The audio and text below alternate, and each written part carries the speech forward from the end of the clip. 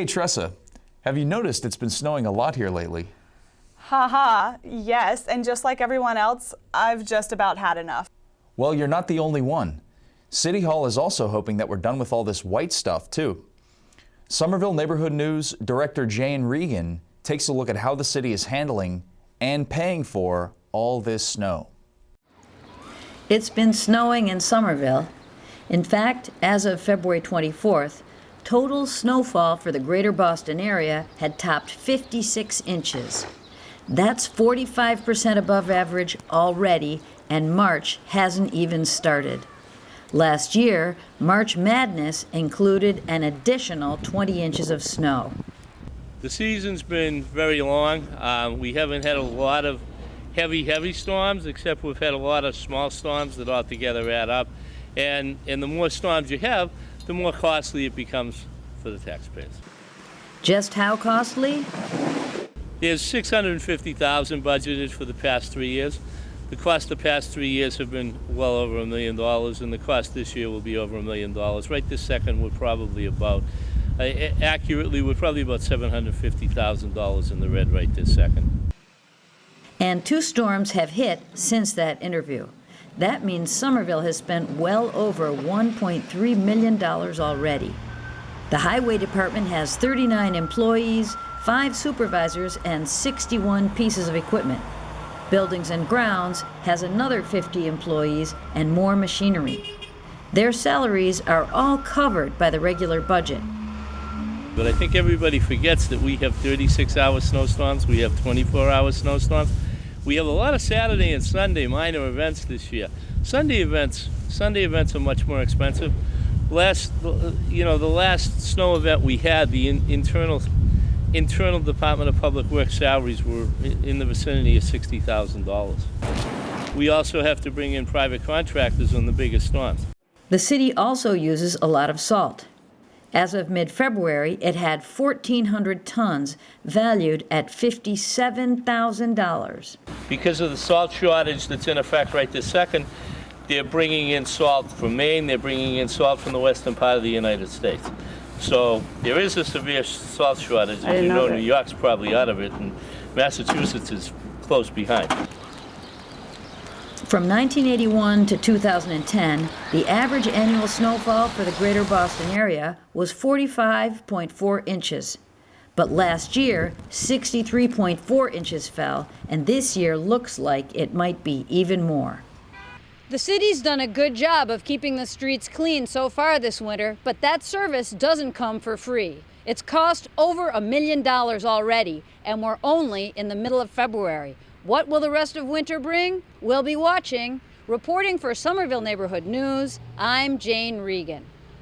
Climate scientists aren't surprised by this weather. Many say we are going to have more and more of it because of global warming.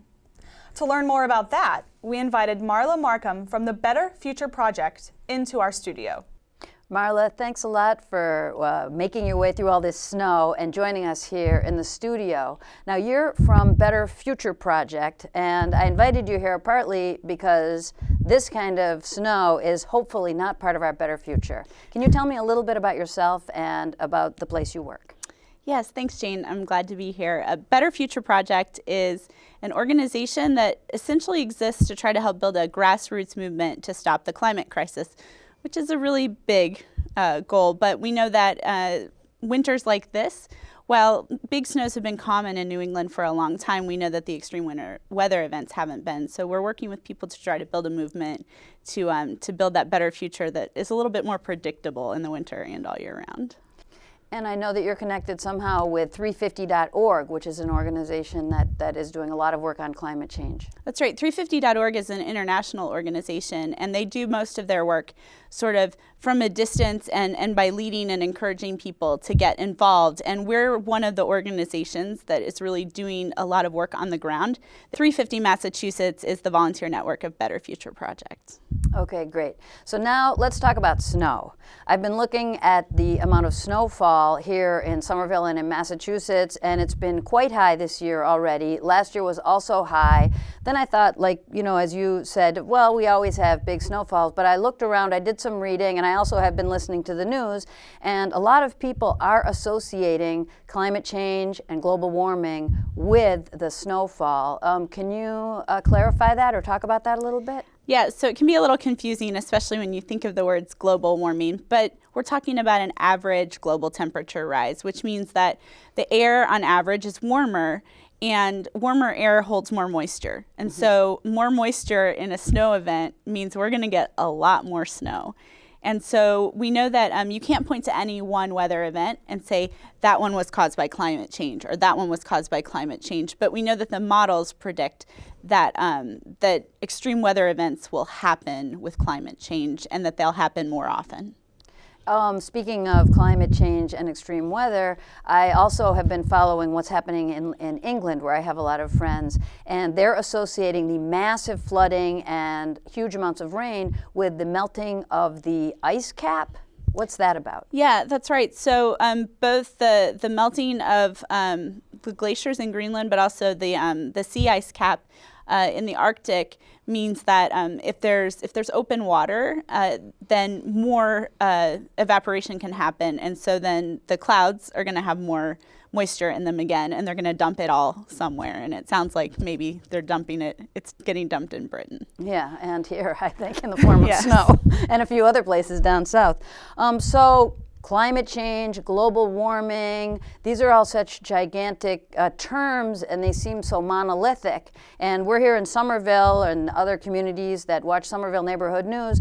What can folks here do in addition to buying the special light bulbs that have the coils and use less energy? How can people make a difference? I mean, we're all busy, we work hard.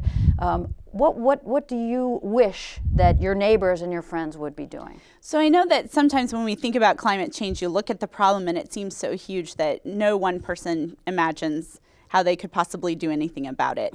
And what we're really encouraging people to do is to think about the fact that we need a social movement on the scale of, say, the civil rights movement.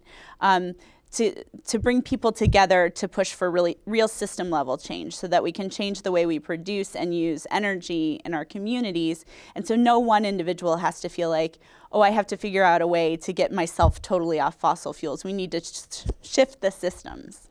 Here in Somerville, we actually have some active organizations. That's right. So Somerville Climate Action, which you can find at somervilleclimateaction.org, is really active here locally and in pushing for municipal changes and policies. And they also then get involved with the broader networks like 350 Massachusetts. It's a really great group of folks. If people want to know more, you already gave the address for the Somerville organization. If they want to know more about your organization and the initiatives that you're working on, where should they go on the internet? So betterfutureproject.org, but then for the specific ways individuals can plug in, it's sometimes best to go to 350ma.org. Anyway, thanks a lot for coming down. Thank you.